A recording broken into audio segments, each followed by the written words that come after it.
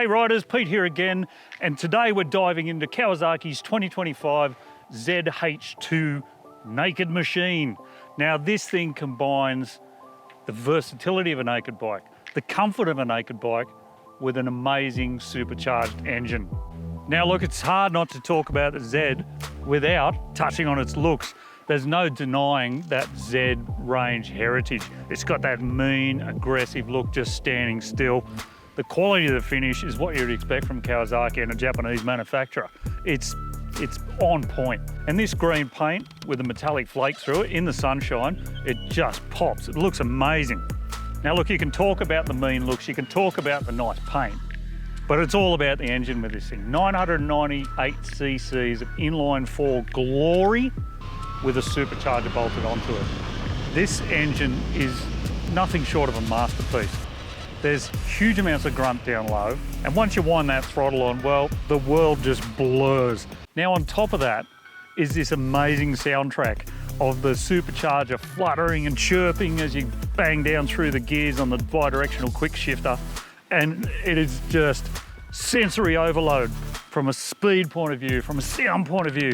It's such an immersive experience to ride this thing. Love it. Now handling wise, it's not your typical hyper naked.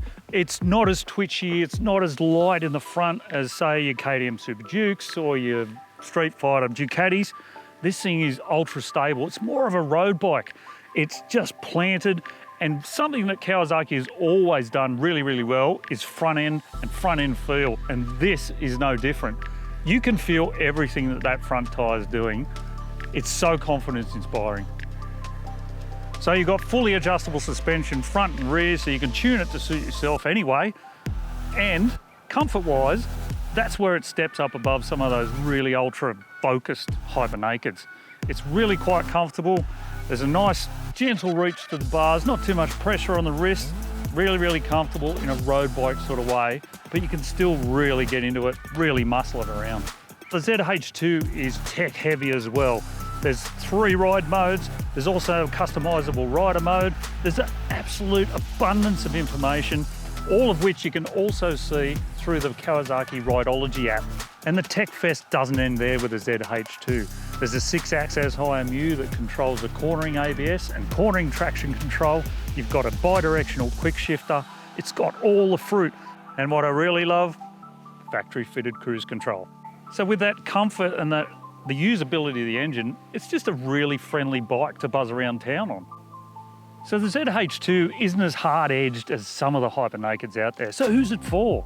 Well, it's for road riders. It's for guys who want great power. They want good handling, but they want the stability. They want something that's nice to cruise on. They want something that's comfortable. And that's the Z H2 in a nutshell. It's got the Maniac engine, but it's a great road bike. It's comfortable. You can do some Ks on the thing.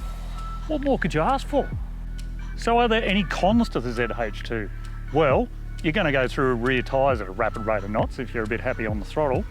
And if you're chasing that ultra nimble Street Fighter style bike, then the Z H2 falls more into the stable, better road bike category. So if you're ready to experience the Z H2 for yourself, head into your local dealership, hit them up for a test ride. You can book a test ride online as well and see the guys for finance options, trade-in options as well.